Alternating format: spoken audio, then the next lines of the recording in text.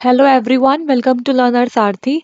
आज की क्लास में बात करने वाले हैं यूपी पीसीएल एग्ज़ाम 2021 के बारे में। तो आप सब लोग जानते हो कि दिसंबर के फर्स्ट वीक में आपकी एक्सपेक्टेड डेट है एग्ज़ाम की, मतलब टेंटेटिव डेट्स है, जिसके अंदर आपके तीनों exams UP PCL camp assistant, UP PCL ARO, assistant review officer और इसके साथ साथ असिस्टेंट अकाउंटेंट, इन तीनों एग्ज़ाम्स की टेंटेटिव डेट है दिसंबर 2021। तो आज इस वीडियो में बात करने वाले हैं जर्नल हिंदी और इंग्लिश की क्या एग्जाम स्ट्रैटेजी हो सकती है, किस टाइप से आपको तैयारी करनी है इन दोनों सब्जेक्ट की। ठीक है, तो यहाँ पे सबसे पहले आप एक बात समझिए, अगर आप तैयारी कर रहे हैं किसी भी एग्जाम की, अगर आपने फॉर्म भर दिया है तो उसी दिन से आपको तैयारी करना स्टार्ट कर देना है। आपको ये नहीं सोचना कि एग्जाम कब होगा, डेट कब अनाउंस होंगी, एडमिट कार्ड कब आएंगे, ये सब बातें होती है सेकेंडरी। अगर आपने फॉर्म भर दिया है, फीस पेमेंट कर दिया, तो आपको उसी दिन से तैयारी स्टार्ट करनी होती है। ठीक है, सबसे पहले यहाँ पे बात करेंगे यूपी पीसीएल के एग्जाम पैटर्न के बारे में। तो आई होप सो आप सभी को अच्छे से पता है यूपी पीसीएल का एग्जाम पैटर्न कैसा होता है। तो आपको पता है कि एग्जाम जो है वो दो पार्ट में आएगा, पार्ट 1 और पार्ट 2 के अंदर। ठीक है, तो पार्ट 1 में आपको मिलने वाले हैं 50 क्वेश्चंस, जिसके अंदर सभी क्वेश्चंस बेस्ड होंगे कंप्यूटर नॉलेज पे। ठीक है, तो यहाँ पे अगर बात करें पार्ट 1 की, तो पार्ट 1 में कंप्यूटर नॉलेज पर बेस्ड 50 क्वेश्चंस आएंगे, जिसकी तैयारी बहुत अच्छे तरीके से हम कर रहे हैं। तो अगर आपने अभी तक क्लासेस नहीं देखी है तो आप देख सकते हैं, प्लेलिस्ट के अंदर जाके आपको सभी क्लास वहाँ मिल जाएंगी और डेली आपको क्लास मिलती है कंप्यूटर नॉलेज पर। ठीक है, अभी तक हम काफ़ी सारे टॉपिक्स कंप्लीट कर चुके हैं और अभी जो करंट टॉपिक चल रहा है वो है ऑपरेटिंग सिस्टम। ठीक है, तो यहाँ पे 50 क्वेश्चंस आएंगे पार्ट 1 में और यहाँ पे नेगेटिव मार्किंग भी है। ठीक है, तो आपको ध्यान से क्वेश्चंस अटेम्प्ट करने हैं। और यहाँ पे एक बात और सुन लो, पार्ट 1 जो है वो क्वालिफाई नेचर का, मतलब आपको यहाँ पे सिर्फ पास करना है और पार्ट 2 आपका जब ही इवेल्युएट होगा जब आप पार्ट 1 अच्छे से क्वालिफाई कर लेंगे। पार्ट 2 में काफ़ी सारे सब्जेक्ट्स आने वाले हैं, तो पार्ट 2 की बात अभी करेंगे। ठीक है, आप देखो जो कंप्यूटर नॉलेज है उसमें जो सिलेबस आएगा वो आपका नीलेट ओ लेवल का सिलेबस आएगा। और अगर बात करूँ कैंप असिस्टेंट की वैकेंसी के बारे में, तो उसके अंदर जो कंप्यूटर नॉलेज के क्वेश्चन आएंगे वो आएंगे ट्रिपल सी सिलेबस पर। ठीक है, अब देखो, जब भी आप कोई भी एग्जाम फिल करते हो तो आपको सबसे पहले क्या करना होता है, आपको सबसे पहले उसका सिलेबस एनालाइज करना होता है कि क्या सिलेबस है, कौन कौन से सब्जेक्ट्स पूछे जाने वाले हैं। आपको पहले सिलेबस अच्छे से पढ़ना है, उसके बाद आपको प्रीवियस ईयर पेपर लगाने हैं, देखना है कि कैसे कैसे क्वेश्चन आए हुए हैं प्रीवियस पेपर के अंदर और कौन कौन से ऐसे टॉपिक्स हैं सब्जेक्ट वाइज जो इम्पोर्टेंट होने वाले हैं, जिन पे आपको खास फोकस करने की ज़रूरत है। ठीक है, तो यहाँ पे प्रीवियस ईयर पेपर के साथ आपको पूरा सिलेबस एनालाइज करना होता है, चाहे आप किसी भी एग्जाम की तैयारी करें। इसके बाद जब आप पूरा सिलेबस एनालाइज कर लेंगे, प्रीवियस ईयर पेपर वगैरह सब कुछ देख लेंगे, उसके बाद आपको कंसेप्ट उठाने हैं और उसको प्रैक्टिस करना है। ठीक है, कंसेप्ट समझने हैं और कंसेप्ट समझने के बाद उसी पर बेस्ड क्वेश्चंस लगाने हैं। जैसे क्वेश्चंस एग्जाम में आते हैं वैसे ही क्वेश्चंस आपको भी तैयार करने हैं। ठीक है, इसके बाद जो नेक्स्ट स्टेप होता है वो होता है आपका मैनेज टाइम। आपने कंसेप्ट सीख लिया, क्वेश्चंस लगा लिए, अब आपको मैनेज करना है अपना टाइम कि कम टाइम में हम कैसे क्वेश्चंस करें। आप जानते हो आपका होने वाला है सीबीटी, ठीक है, कंप्यूटर बेस्ड टेस्ट। तो वहाँ पे आपको अलॉटेड टाइम मिलेगा जिसके अंदर आपको सभी क्वेश्चंस करने होंगे। ठीक है, तो उसके अंदर आपको टाइम मैनेजमेंट ध्यान से करना पड़ेगा ताकि आपका एग्जाम टाइम पर कंप्लीट हो सके। ठीक है, तो यहाँ पे पहले बात कर लेते हैं पार्ट 2 के बारे में। पार्ट 2 में कौन कौन से सब्जेक्ट आपको तैयार करने हैं। ठीक है, तो यहाँ पर देखो, यहाँ पे क्या है, अलग अलग वैकेंसीज के अकॉर्डिंग आपको पार्ट 2 की तैयारी करनी है। ठीक है, तो आप जानते हो कि अभी करेंटली 3 वैकेंसी आउट हुई है यूपीपीसीएल के अंदर, असिस्टेंट अकाउंटेंट की, असिस्टेंट रिव्यू ऑफिसर मतलब एआरओ और कैंप असिस्टेंट की। तो अगर बात करूँ आपके एआरओ के एग्जाम की, तो यूपी पीसीएल एआरओ के अंदर क्या है, देखो यहाँ पे जो आपका पार्ट 1 है उसके अंदर नीलेट ओ लेवल पर बेस्ड 50 क्वेश्चन आएंगे पार्ट 1 में, 1/4 नेगेटिव मार्किंग है। और इसके बाद देखो यहाँ पे आपको 20 मार्क्स लाने हैं मिनिमम पास करने के लिए पार्ट 1 को। अब पार्ट 2 के अंदर यहाँ पे देखो क्या क्या है, एक मिनट। पार्ट 2 में यहाँ पे है आपका जीएस, जिसमें आएंगे 20 क्वेश्चन 20 मार्क्स के। इसके बाद है आपका रीजनिंग 40 क्वेश्चंस 40 मार्क्स। देन यहाँ पे है सामान्य हिंदी मतलब जर्नल हिंदी जो आपकी 12th लेवल की होगी, 70 क्वेश्चंस और 70 मार्क्स की। और यहाँ पे है आपका सामान्य अंग्रेजी, तो 70 क्वेश्चंस और 70 मार्क्स। तो यहाँ पे आपकी हिंदी और इंग्लिश बहुत इंपॉर्टेंट रोल प्ले करेगी पार्ट 2 के अंदर। ठीक है, तो आपको अच्छे से यहाँ पे तैयारी करनी है जर्नल हिंदी और जर्नल इंग्लिश की, बिकॉज 70 और 70 होगा आपके 140 मार्क्स। 140 मार्क्स बहुत इंपॉर्टेंट है यहाँ पे आपके लिए। ठीक है, तो टोटल आपका हो गया यहाँ पे 200 यहाँ पे। ठीक है, अब देखो अगर हम बात करें यहाँ पे टोटल जो क्वेश्चन है वो कितने हैं आपके 200 क्वेश्चन हो गए हैं और 200 मार्क्स के हो गए हैं। क्लियर? तो पार्ट 2 में भी आपका एक क्वेश्चन एक नंबर का होगा और यहाँ पे भी नेगेटिव मार्किंग है। तो यहाँ पे आप देख पा रहे हो एआरओ के अंदर जनरल हिंदी और जनरल इंग्लिश कितना इंपॉर्टेंट रोल प्ले करेगी। ठीक है, इसके बाद अगर बात करें यहाँ पे है असिस्टेंट अकाउंटेंट। तो असिस्टेंट अकाउंटेंट के पार्ट 1 में तो आपका नीट ओ लेवल पर बेस्ड क्वेश्चन आएंगे। ठीक है, सीबीटी के अंदर 1/4 नेगेटिव मार्किंग। और अगर बात करें पार्ट 2 की तो यहाँ पर नंबर ऑफ क्वेश्चंस मेंशन नहीं है। ठीक है, देखो यहाँ पे लिखा हुआ है द्वितीय भाग के अंदर आपका सीबीटी का सिलेबस क्या है, जर्नल हिंदी एंड इंग्लिश आएगा, अरिथमेटिक आएगा और अकाउंटेंसी, ऑडिटिंग, इनकम टैक्स ये सब आएगा। ठीक है, इसका सिलेबस यहाँ पे गिवन है। ठीक है, तो यहाँ पे ना नंबर ऑफ क्वेश्चंस मेंशन नहीं है कि हिंदी और इंग्लिश में कितने क्वेश्चंस आएंगे। तो कैसे आपको तैयारी करनी है पहले ये समझो। तो यहाँ पे मैंने प्रीवियस ईयर पेपर ओपन कर रखा है। देखो यहाँ पे असिस्टेंट अकाउंटेंट का ये प्रीवियस ईयर का पेपर है। तो यहाँ पे क्या है, इस पेपर के अंदर आपको आइडिया मिल जाएगा कि किस तरीके से आपको हिंदी और इंग्लिश के क्वेश्चंस की तैयारी करनी है, कितने मार्क्स में आपके क्वेश्चंस आने वाले हैं। देखो यहाँ से स्टार्ट है, ये क्वेश्चन नंबर 1 आपका ये रहा। देखो यहाँ से स्टार्ट है आपके जर्नल इंग्लिश। ठीक है, तो यहाँ पे क्वेश्चन नंबर 1, 2 और यहाँ पे टोटल आपके हैं 10 के बाद यहाँ पे देखो टोटल आपके हैं 15 क्वेश्चंस है। 15 के बाद आपका जर्नल हिंदी स्टार्ट हो जाएगा, मतलब आपके असिस्टेंट अकाउंटेंट के अंदर 15 मार्क्स का आएगा इंग्लिश और 15 मार्क्स में आपकी हिंदी भी आएगी। ठीक है, तो यहाँ पे हिंदी और इंग्लिश टोटल बनते हैं 30 मार्क्स। 15 मार्क्स में आपकी हिंदी और इंग्लिश और जो आपका अरिथमेटिक है वो भी आपके टोटल 15 ही क्वेश्चंस आने वाले हैं असिस्टेंट अकाउंटेंट के एग्जाम की अगर बात करें तो। ठीक है, इसके अलावा जो क्वेश्चंस हैं वो आपके हैं आपके सब्जेक्ट के क्वेश्चन। ठीक है, तो यहाँ पे देखो 15 क्वेश्चन आपके बनेंगे किसके, अरिथमेटिक के। और यहाँ पे आपका टेक्निकल जो पार्ट है वो स्टार्ट हो गया है। ठीक है, तो 50 क्वेश्चन आएंगे पार्ट 1 में, then 15 question Hindi, 15 question English, 15 question arithmetic और उसके बाद बाकी सभी क्वेश्चन आएंगे आपके मेन सब्जेक्ट से। क्लियर हो गया? अब नेक्स्ट है आपका कैंप असिस्टेंट वाला एग्जाम। इसके अंदर क्या है, इसके अंदर पार्ट 1 में आएगा कंप्यूटर नॉलेज जो आपका होगा नीलेट के ट्रिपल सी सिलेबस पर बेस्ड। 50 क्वेश्चंस होंगे, 1 marks each question and 1/4 negative marking. और यहाँ पे आपको 20 मार्क्स मिनिमम लेके आने हैं पास करने के लिए।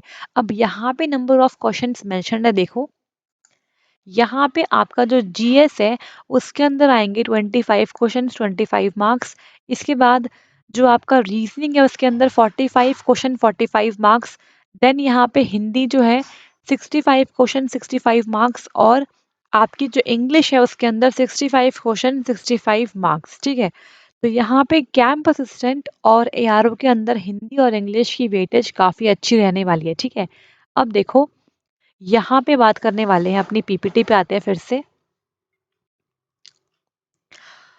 तो मैंने आपको यहाँ बता दिया कि सबसे पहले आपको सिलेबस एनालाइज करना है, फिर प्रीवियस ईयर पेपर डिस्कस करने हैं, उसके बाद आपको प्रैक्टिस करने हैं, कंसेप्ट और क्वेश्चंस लगाने हैं। ठीक है, और फिर आपको टाइम मैनेजमेंट को भी अच्छे से मैनेज करना पड़ेगा कि कितने टाइम में आपको कैसे क्वेश्चंस करने हैं ये आपको देखना पड़ेगा। ठीक है, अब यहाँ बात करेंगे सबसे पहले जर्नल हिंदी का क्या सिलेबस है।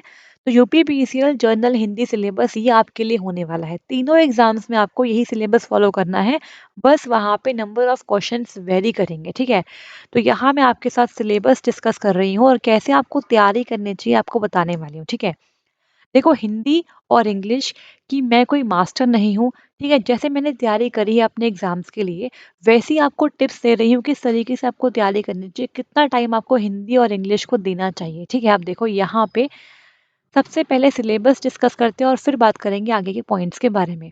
तो यहाँ पे सिलेबस के अंदर जो इम्पोर्टेंट पॉइंट्स है, जो बहुत ही इम्पोर्टेंट है कवर करना, वो है आपका संज्ञा और संज्ञा के भेद, इसके बाद उपसर्ग और प्रत्यय, देन संधि विच्छेद, इसके बाद क्रिया और क्रिया से भाववाचक संज्ञा कैसे बनाते हैं, इस पर बेस्ड क्वेश्चंस। इसके बाद रचना एवं रचयिता इत्यादि, मतलब कौन सी रचना किसने करी है, ये सारे क्वेश्चन भी आते हैं कई बार। इसके बाद किसी वाक्य को अन्य लिंग में परिवर्तन करना, बहुत ही पॉपुलर क्वेश्चन है ये तो। इसके बाद मुहावरे व उनका अर्थ, मुहावरे आपको 2 से 3 एग्जाम में देखने को मिल सकते हैं। इसके बाद वर्तनी की सामान्य अशुद्धियां तथा शब्दों के शब्द रूप, ठीक है, तो यहाँ पे ये आपको देखने को मिल सकता है शुद्ध अशुद्ध, ठीक है। इसके बाद यहाँ पे है तत्सम और तद्भव शब्द, ये बहुत इंपॉर्टेंट है। इसके बाद वचन, ठीक है, बहुवचन एक वचन ये सब आते हैं। इसके बाद अशुद्ध वाक्यों के शुद्ध रूप, ठीक है। इसके बाद विलोमार्थी मतलब विलोम शब्द, देन समानार्थी मतलब पर्यायवाची शब्द। इसके बाद अनेक शब्दों के लिए एक शब्द। नेक्स्ट इज कहावतें व लोकोक्तियां के अर्थ। इसके बाद है कारक। तो ये कुछ इंपॉर्टेंट टॉपिक है जो आपको कवर करने ही करने हैं। तो ये सारे वो इंपॉर्टेंट टॉपिक्स हैं जो आपको अच्छे से करके जाने हैं, बिकॉज यहाँ से मैक्सिमम क्वेश्चन देखने को मिले हैं, ठीक है। इसके अलावा अगर टाइम बचता है तो हम यहाँ पे और क्या ऐड कर सकते हैं, यहाँ पे ऐड कर सकते हैं सर्वनाम, विशेषण, ठीक है। ये 2 टॉपिक्स भी आप ऐड कर लेना अगर आपको टाइम मिलता है तो, अदरवाइज यहाँ से ज़्यादा क्वेश्चन देखे नहीं गए हैं। जो मैक्सिमम क्वेश्चन में आपको संधि से मिलेगा, संज्ञा से मिलेगा, क्रिया से मिलेगा, ठीक है, कारक से मिलेगा। तो यहाँ पे सर्वनाम और विशेषण भी ऐड करेंगे जब ये सब कंप्लीट हो जाएगा, जब, ठीक है। क्योंकि यहाँ से एक क्वेश्चन आ सकता है, इन दोनों में से एक क्वेश्चन आएगा, ज़्यादा से ज़्यादा ज़्यादा क्वेश्चन यहाँ से नहीं आते हैं, ठीक है। संज्ञा बहुत इंपॉर्टेंट है यहाँ पे। तो आपको कैसे तैयारी करनी है, आप टॉपिक पढ़ेंगे, उसके बाद टॉपिक पर बेस्ड क्वेश्चंस लगाएंगे। तो इस तरीके से आपको तैयारी करनी है। रोज अगर आप बना ले टाइम टेबल कि आपको रोज क्या करना है, रोज आपको 1 घंटा अलॉट करना है हिंदी के लिए, ऑल्टरनेट डेज कर लो, ठीक है। एक दिन हिंदी कर लो, एक दिन इंग्लिश कर लो। अपना आप पढ़ो, कंप्यूटर पढ़ो, इसके बाद अपना सब्जेक्ट पढ़ो, सब्जेक्ट पढ़ने के बाद जो टाइम मिलता है आपको, उसके अंदर 1 घंटा अलॉट करो सोने से पहले कि आपको हिंदी करनी है और एक दिन आपको इंग्लिश करनी ही करनी है। तभी आपको एग्जाम में फायदा मिलेगा, ठीक है। तो यहाँ पे अपना सब्जेक्ट करने के साथ-साथ आपको ये सब भी तैयार करना है। जो बच्चे असिस्टेंट अकाउंटेंट की तैयारी कर रहे हैं, वो अकाउंटेंसी के साथ-साथ हिंदी और इंग्लिश पे भी ध्यान दीजिए, ये इम्पोर्टेंट है। और इसके अलावा अरिथमेटिक भी इम्पोर्टेंट है, लेकिन आज की वीडियो बेस्ड है सिर्फ़ और सिर्फ़ हिंदी और इंग्लिश पे, ठीक है? इसके बाद आगे बढ़ेंगे और बात करेंगे यहाँ पे जर्नल इंग्लिश का क्या सिलेबस है और कैसे आपको इसकी तैयारी करनी है। तो इंग्लिश कॉम्प्रिहेंशन यहाँ पे आपके लिए काफ़ी इम्पोर्टेंट होगा, बिकॉज़ यहाँ से आपके आराम से आंसर्स बन जाते हैं, ठीक है? मतलब जो आपके पैराग्राफ होते हैं, पैसेज होते हैं, उसके अंदर से आपको क्वेश्चंस में से आंसर निकालने होते हैं। इसके बाद है एरर डिटेक्शन या फिर एरर रिकॉग्नाइजेशन। इसके बाद है फिल इन द ब्लैंक्स। तो यहाँ पे वर्ब, प्रीपोजिशंस, आर्टिकल्स, कंजक्शंस, यहाँ पर इस पर based fill in the blanks आपको देखने को मिलने वाले हैं। इसके बाद वोकैबुलरी। वोकैबुलरी बच्चों को बहुत डाउट होता है किस तरीके से तैयारी करें वोकैबुलरी की, कैसे स्ट्रॉन्ग करें वोकैबुलरी को। तो आपको क्या करना है बताती हूँ अभी इसके लिए। इसके बाद है स्पेलिंग एरर्स, बहुत इंपॉर्टेंट है। 2 से 3 नंबर यहाँ डेफिनेटली आपको मिलने वाले हैं, ठीक है। स्पेलिंग का तो 2 से 3 क्वेश्चन आते ही आते हैं, हमेशा आते हैं कि इसकी स्पेलिंग ठीक क्या होगी, ठीक है। इसके बाद ग्रामर। ग्रामर के जो कोर टॉपिक्स हैं जैसे कि नाउन, प्रोनाउन, एडजेक्टिव, एडवर्ब, इसके बाद एडवर्ब,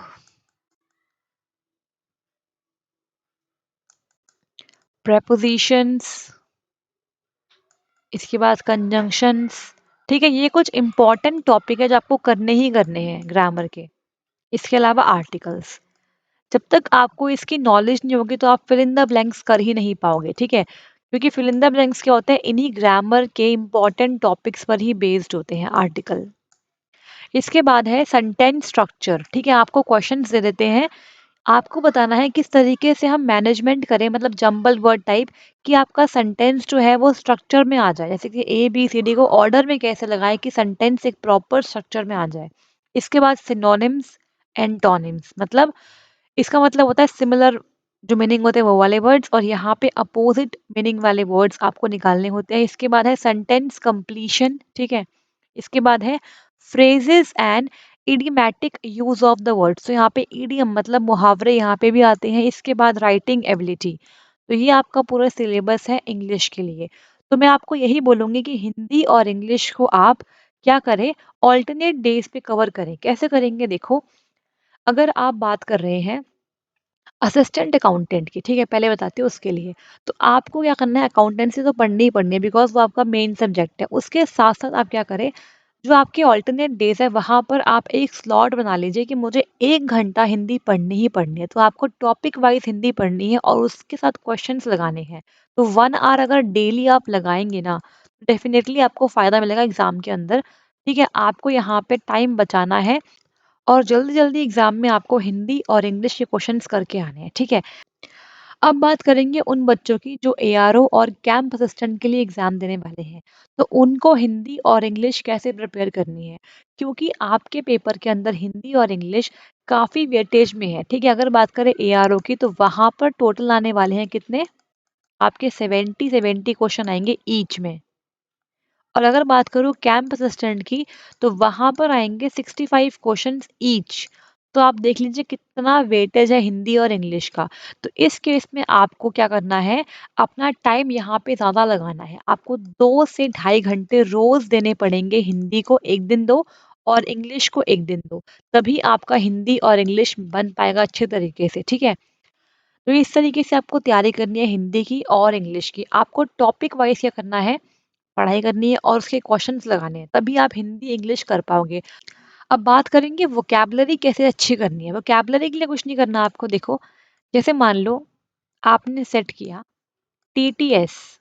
टीटीएस में आप पढ़ेंगे इंग्लिश रोज, ठीक है, और एमडब्ल्यूएफ में आप पढ़ेंगे हिंदी। मतलब मंडे वेडनेसडे फ्राइडे आप पढ़ने वाले हैं हिंदी, और इंग्लिश आप पढ़ रहे हैं ट्यूसडे थर्सडे और सैटरडे के अंदर। संडे को आप सिर्फ रिवाइज करेंगे, कुछ नया नहीं पढ़ेंगे, ठीक है। तो आपको क्या करना है, जो आपके 3 दिन है इंग्लिश के, इसमें आपको हर एक दिन 5 न्यू वर्ड्स याद करने हैं, ठीक है। तो ट्यूसडे आपने 5 न्यू वर्ड याद करे, इसके बाद थर्सडे 5 न्यू वर्ड याद करे और सैटरडे 5 न्यू वर्ड याद करे। तो आपके हफ्ते में हो गए 15 न्यू वर्ड्स। आपको उन सभी 15 के 15 वर्ड्स को रिवाइज करना है संडे को, ठीक है। इस तरीके से आपकी वोकैबुलरी स्ट्रांग होगी। और वोकैबुलरी में मैक्सिमम वो वर्ड्स रखो जो आपको लगता है कि प्रीवियस पेपर में बार बार पूछे गए हैं, जो रिपीट हुए हैं, ठीक है। उन वर्ड्स को आप ज़्यादा मेंटेन करके रखो अपनी वोकैबुलरी के अंदर, ठीक है। तो इसलिए बोल रही हूँ previous year question paper revise करने हैं, आपको देखने हैं कि कौन कौन से टाइप के वोकैबुलरी आपसे वहाँ पे पूछी जा रही है। उनको तो याद करना ही है, उसके साथ साथ आपको अच्छे अच्छे वोकैबुलरी क्वेश्चन निकाल के रखने हैं। जैसे कि अगर बैंक में कोई वोकैबुलरी आती है तो वो आप निकाल के रखिए। इसके अलावा जो और एग्ज़ाम होते हैं, यूपी के ही एग्ज़ाम्स की बात करो तो उसमें जो वोकैबुलरी आती है, उनके क्वेश्चंस को आप निकालो और उनको नोट करो अपनी कॉपी के अंदर और उसे याद करो, ठीक है। तो इस तरीके से आप याद कर पाओगे। एंटोनिम और सिनोनिम्स आपके अपने आप बनने लग जाएंगे जब आप वोकैबुलरी सुधारोगे ना अपनी, अपने आप आपको सिनोनिम और एंटोनिम में फ़र्क दिखाई देगा। तो वोकैबुलरी करने से इंग्लिश के बहुत सारे टॉपिक्स आपके अपने आप ही सही होने लग जाएंगे। इसके साथ आपको एक चीज़ और करनी है, वो क्या है, देखो, आपको डेली 15 मिनट्स निकालने हैं, ये डेली काम करना है। डेली 15 मिनट्स निकाल के आपको रीडिंग करनी है इंग्लिश में। अब रीडिंग करने के फ़ायदे क्या है ये समझ लो। देखो, रीडिंग करने से आपको बहुत फ़ायदा होने वाला है और मुझे भी काफ़ी फ़ायदा हुआ था रीडिंग करने से। एग्ज़ाम में आपको पता है क्या होता है इसमें? रीडिंग करने से फ़ायदा ये होता है कि जैसे आपको क्वेश्चंस मिलते हैं ना, specially fill in the blanks, तो वहाँ पे आपको आइडिया मिल जाता है कि किस टाइप से यहाँ पे वर्ड्स को प्लेस करना है, कैसे सेंटेंस का स्ट्रक्चर बनता है, किस तरीके से कौन-कौन से वर्ड्स आ सकते हैं सेंटेंस के अंदर। जितना आप रीड करोगे उतना ज़्यादा आपको ये नॉलेज मिलेगी। इंग्लिश को अगर समझना अच्छे तरीके से तो रीडिंग करनी पड़ेगी। सिर्फ़ और सिर्फ़ ग्रामर पढ़ने से, नाउन, प्रोनाउन, आर्टिकल्स करने से आपको इंग्लिश कभी नहीं आएगी। रीडिंग करोगे और अगर आपको बोलना सीखनी है इंग्लिश, तो आप रीड करो, उसके बाद प्रैक्टिस करो बोलने की। डेफ़िनेटली आपको बोलने में भी हेल्प मिलेगी इंग्लिश के अंदर, ठीक है? तो अगर आप चाहते हो इंग्लिश में स्कोर को बढ़ाना तो रीडिंग करना स्टार्ट कर दो। चाहे आप रीड करो न्यूज़पेपर, चाहे आप रीड करो कोई मैगज़ीन हो गई, या फिर कोई बुक हो गई स्टोरी वाली, किसे भी आप रीड कर सकते हो। लेकिन डेली 15 मिनट की रीडिंग करो, डेफ़िनिटली आपकी फ्लुएंसी अच्छी हो जाएगी। आपको न्यू-न्यू वर्ड्स मिलेंगे और जो वर्ड्स मिलते हैं रीड करने पर उनको लिख लो, नोट कर लो, उन्हीं की वोकैब्युलरी आप याद कर लो, ठीक है? तो इस तरीके से आप इंग्लिश को मेंटेन कर सकते हो, बना सकते हो, ठीक है? तो मैंने आपको अपनी नॉलेज से हिंदी और इंग्लिश के पॉइंट्स बताए हैं, तो आप चाहो तो इन्हें फ़ॉलो करके इंग्लिश और हिंदी अच्छी कर सकते हो, ठीक है? तो इस तरीके से ये स्ट्रैटेजी होनी चाहिए आप सभी बच्चों की हिंदी और इंग्लिश के लिए, और स्पेशली एआरओ और कैंप असिस्टेंट के स्टूडेंट्स को तो अच्छे से पढ़नी चाहिए हिंदी और इंग्लिश, बिकॉज़ यहाँ पे बहुत अच्छा स्कोर आप कर सकते हो। अगर आपको पता है संधि क्या होती है, आपको पता है सर्वनाम क्या है, संज्ञा क्या है, तो डेफ़िनिटली आपके सभी क्वेश्चंस ठीक होने ही होने हैं। तो यहाँ पे टाइम भी बचता है और आंसर की श्योरिटी पूरी होती है, ठीक है? तो जितनी मेरी नॉलेज थी, जो मैंने आज तक पढ़ा है, जो समझा है, उसको मैंने यहाँ पर आपको बता दिया है। आपको इस तरीके से तैयारी करनी है। पहले आप क्या करो, प्रीवियस ईयर पेपर देख लो किस टाइप से क्वेश्चंस आते हैं। उसके बाद प्रैक्टिस करो उन कंसेप्ट को, क्वेश्चंस को समझो, और उसके बाद टाइम को मैनेज करना भी सीखना है आपको, ठीक है? तो अभी कौन-कौन सी न्यू क्लासेस आने वाली है, इसके बारे में आपको जल्दी बता दिया जाएगा, ठीक है? फिलहाल के लिए आपके साथ यहाँ पे मैंने स्ट्रैटेजी डिस्कस कर दी है, जर्नल हिंदी और जर्नल इंग्लिश की। ये पूरा सिलेबस है, इसी सिलेबस पर बेस्ड आपको अपनी तैयारी करनी है। और कोई भी फर्दर डाउट है आपके मन में, तो कमेंट बॉक्स इज़ अवेलेबल, वहाँ पे आप डाउट बताइए अपना, और जो भी न्यू पॉइंट्स ऐड करने होंगे वो मैं अगली बार बता दूँगी, ठीक है? So all the best to everyone, तैयारी अच्छे से करिए, आपके पास टाइम ज़्यादा है नहीं।